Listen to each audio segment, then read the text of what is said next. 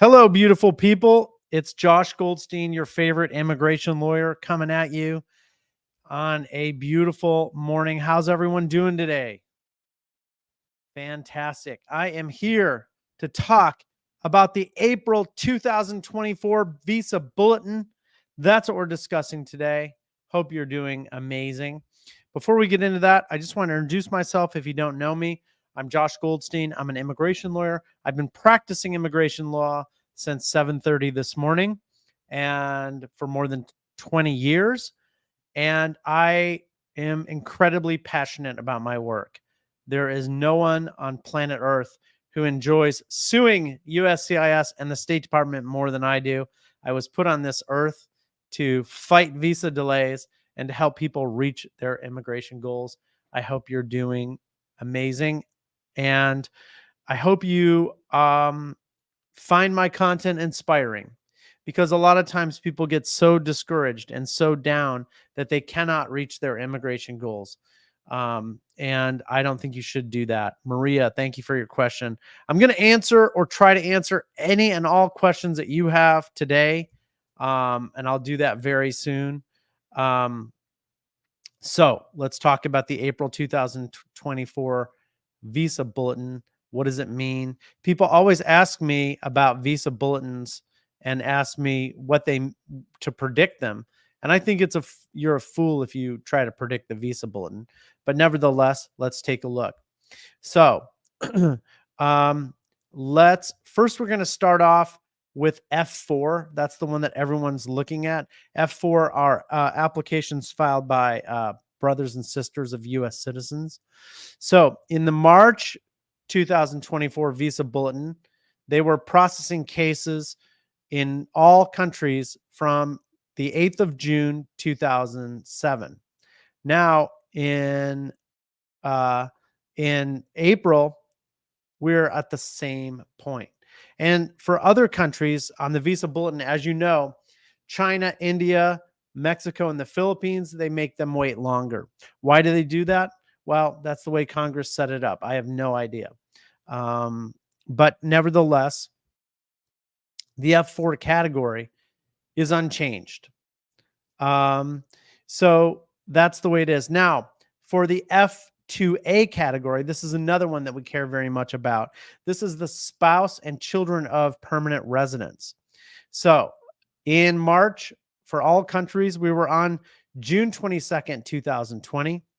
And modest improvement, we've gone now to September 8th, 2020 for all countries. So we've seen some modest improvement in that category. In a single month, we've jumped 4 months, right? 5 months, something like that. So that's pretty good. Carrie says he or she has been waiting since 2023. No news on the green card. Give me your feedback. I think my feedback is that's terrible, but I'd like to know more about your particular type of case. Please list it in the comments below and let me know. We have a friend of ours, Ganjir Suleiman from Instagram, has joined us from Bangladesh. Welcome, friend. Welcome, welcome, welcome. My husband is Dominican, overstayed his visa, no criminal history, married. Does he need forgiveness? Maybe not. I mean, obviously, from one line on this, I can't give you exact legal advice on what he needs, but he may not need a waiver. Simply because he overstayed the visa doesn't mean that he needs a waiver. So be mindful of that.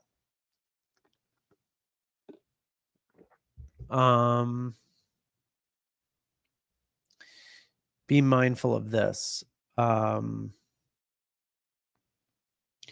Let's see what other questions you have, friends. It says here, Sajatu, my husband was waiting for his visa. He was approved in March 14th. And when we contact the NVC, it looks like the case got stuck. Cindy's joined us on TikTok. Thank you for joining in. Let's see where we're at. What about a 37-year age difference in a gay marriage?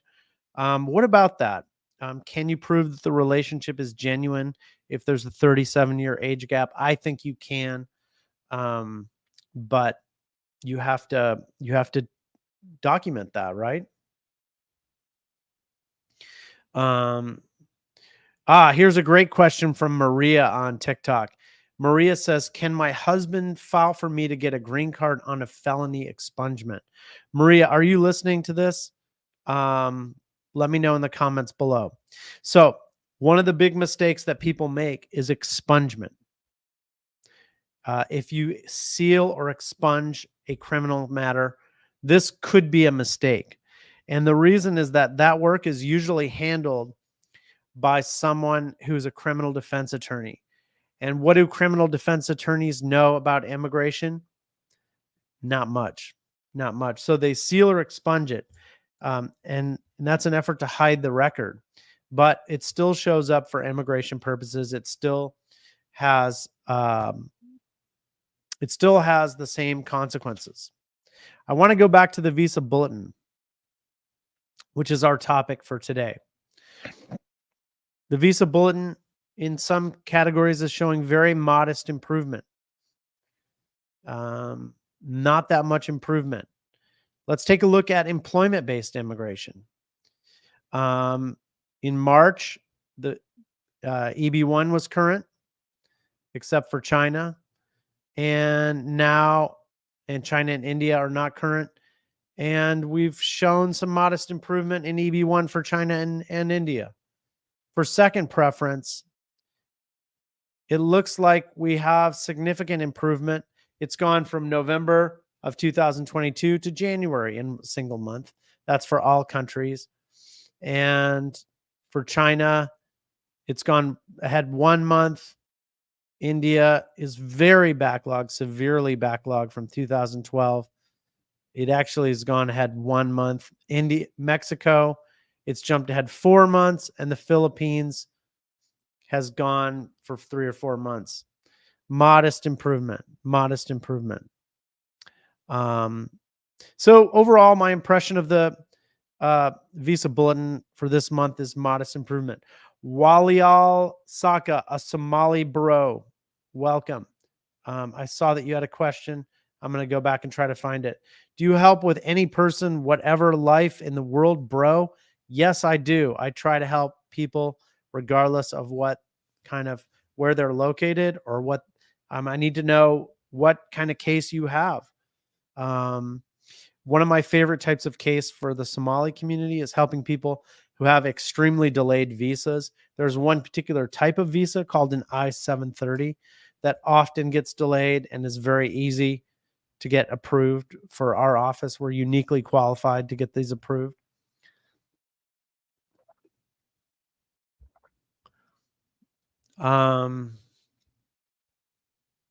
Here's Viviana. Someone who entered with a visa and has DACA, do you recommend advanced parole? Would it be good or not? Well, Viviana, if you're listening, let me know in the comments below so I can answer your question. But basically, if you have DACA and you want to travel with advanced parole, this is a very good strategy. It's a good strategy in general because most people who have DACA entered the U.S. without proper inspection. And so traveling with advanced parole and coming back into the U.S. creates a proper entry that will make you eligible for immigration benefits, such as a green card through marriage. But Vivian, if you're asking whether you should travel with advanced parole with DACA, if you entered with a visa and you overstayed the visa, then I don't think that it would be necessary. I don't see what advantage that is unless you just personally want to travel. Paul in New York joined us from Instagram. That's pretty great. Let's see. F1 student, my girlfriend is asking me to get married since I'm graduating. We're currently not living together. Well, green cards through marriage go better if you're living together. So in my opinion, so if you can find a way to do that, I think it helps. It helps tremendously. If you're not living together, then I think you have to list the different addresses on the forms and you have to explain that. Yamama, can someone still fill out the CRBA, consular report of a birth abroad, if a parent hasn't fulfilled the 5-year U.S. residence requirement? Well, you can fill out the form, but you're not eligible to be approved because though that's one of the requirements. Here's a Facebook user who has a question. Says, my I-130 was returned to USCIS. I respond to the RFE. Can I apply for a K3 visa at this time? My wife is a US citizen.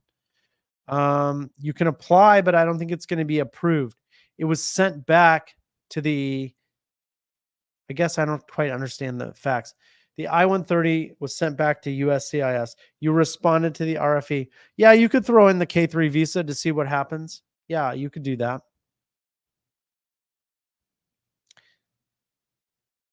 Here's someone who says, I have advanced parole and a work permit, VAWA, but I have a voluntary return.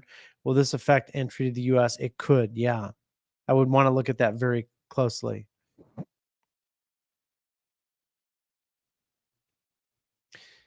How long is the wait for the interview after the biometrics for asylum? L. Arnold. I think it's unpredictable. There's no way of knowing. Nicola on YouTube. We got a fiance visa in 11 months. She's coming next month. We're going to get married right away. How long we have to file adjustment of status? So you should get married right away and file the I-130 within 90 days of when you arrive. Here's another question from Instagram from D. Lee Preedy. Is USCIS going to increase the fees from April 1st onward? If it is S, is USCIS going to increase the fees? If it's yes, how much are they going to increase the fees? So you can find that information on the website. Applications that are filed on April 1st or thereafter are going to have higher fees for sure. Some of them are significantly higher. It will be super expensive. Yes. Any thoughts about Islamabad Embassy? Yeah, I think it's terrible. The embassy in Islamabad is way too slow. People are delayed. I'm not a fan, but that's what it has to be.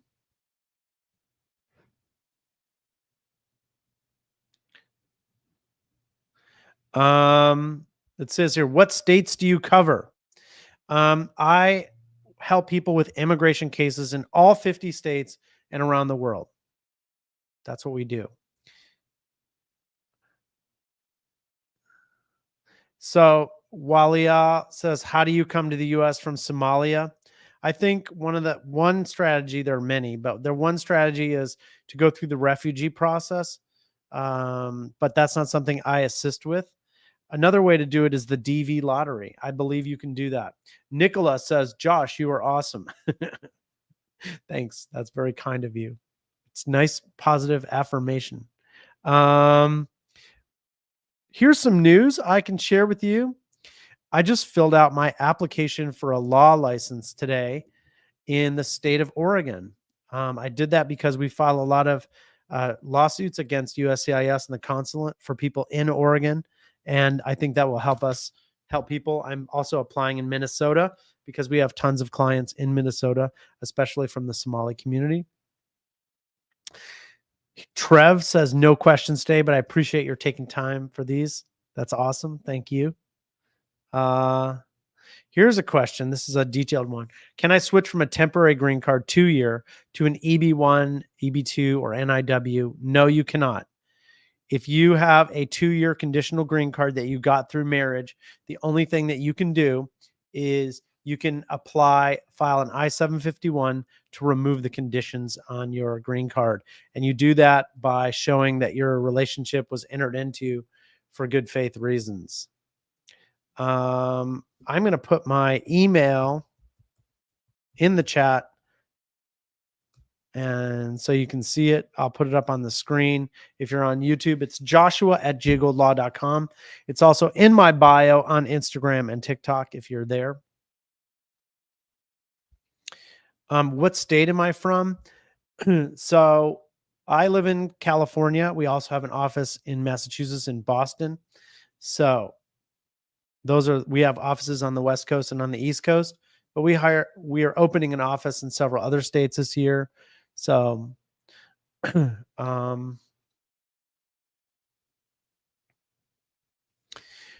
Here's a question from Khan. This is a good one. Do you have to tell your parents about the K-1 visa or it's no need? Um, you don't There's no legal requirement that you have to tell your parents about that you're filing for a K-1 visa. And there are many particular types of families and marriages where you don't need to, where you wouldn't want to, maybe the parents don't approve of the marriage. So you might not want to mention it. But on the other hand, it could raise questions about whether your marriage relationship is genuine. Um, Here's a question. Do we help families who live in Kenya waiting for a medical since 2017? Maybe we do. It depends. We need to know more details about your case. Do you have a refugee case, or is your case based on a visa petition like an I-730?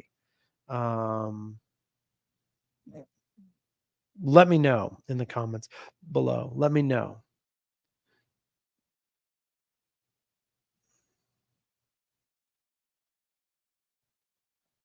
Can you travel outside the US with a record? It happened 7 years ago. Well, it depends on what the record is, doesn't it? Was it murder?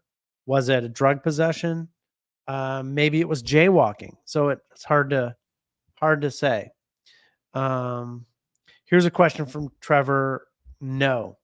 Here's a question. He says, so a long married overseas couple who move already married to the US could subsequently request an I-75 expedited removal of conditions. No, that is not the way it works. So if you've been married for more than 2 years at the time of the approval of your green card or immigrant visa, then you don't have to do the I-751. Keisha M321, you ignore my questions, is what this person says. So now I'm going to have to go back and find this. We do not work on refugee cases. We do work on cases that involve the I-730, which is a petition filed by a refugee. So those are similar things, but not the same. The question is, what is after the physical exam procedure? Yes, we take cases in Northern California. What is after the physical exam procedure? Well, hopefully it's the issuance of a green card or a visa, right? Not quite sure if I totally get your question. So please give me some more details. Felipe Cervantes, I don't know if you might have answered this, but can you please answer my question? It happened yesterday, but I don't know what your question is. Faisal, USCIS approved the fiance visa, but it's stuck in Islamabad and the MVC deadline is passed. What should we do? Well, there's two solutions. One is to try to wait it out, which just sounds like you've done that. And the other is to file a writ of mandamus lawsuit. This is what we specialize in, so we can help. Titus says you're not responding to TikTok questions. People are getting mad at me. I'm sorry. I'm trying to do my best. I'm looking at my phone and answering these questions as quickly as I can. Titus, let me go back. Someone else is mad at me. My people are. Here's someone says, I am from Uganda looking for asylum. Well, you have to be in the US to get asylum, so to apply for asylum. So if you're in Uganda, I don't think that's going to help. Do I help with waivers? Yes, we do. I-601 waivers.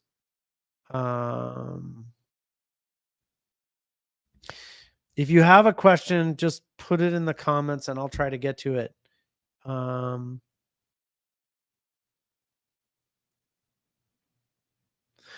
Can I apply for asylum if I'm an ESTA originally from Pakistan? Yes, you can. Yes. Man Kiddo 23, welcome. Here's someone who says, oh, USCIS, and then a bunch of, I think.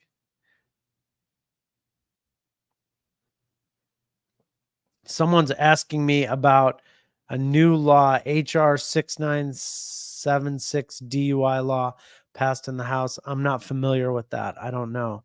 Why are they taking so long to renew green cards? That's a damn good question. I don't know. Rodrigo Busolo. I'm currently waiting 26 months for my I-45 and I-130 to get approved. Marriage-based application from Boston.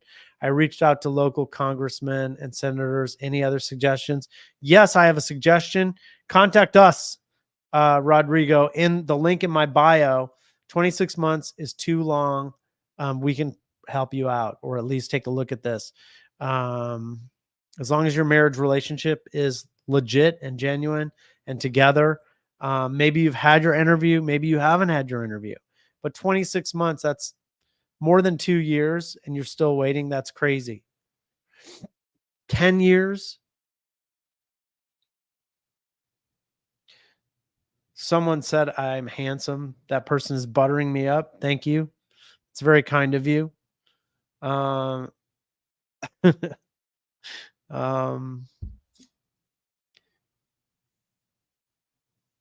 Messy Mickey.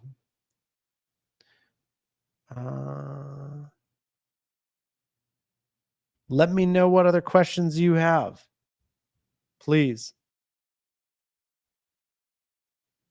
Felipe Cervantes. I thought I answered your question. Titus, can you sue the government for asylum case that's been pending for 7 years? Yes, so long as you're not in immigration court. We can definitely help you, Titus. I hope you contact me using the link in the bio and book an appointment with our team. How can you message me direct? My email is in the bio, in the link in the bio. So hit me up there.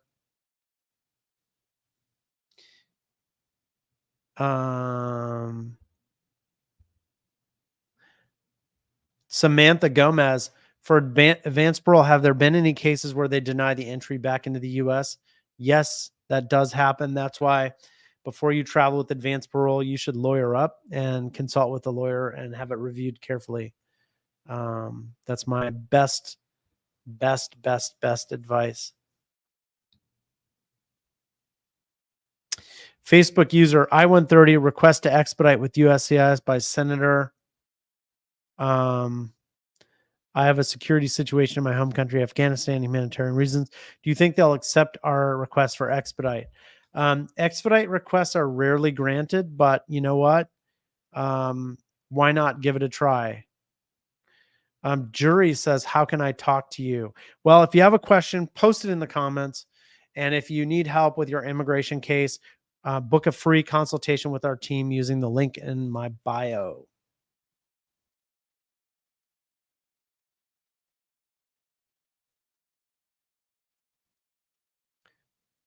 Let me know.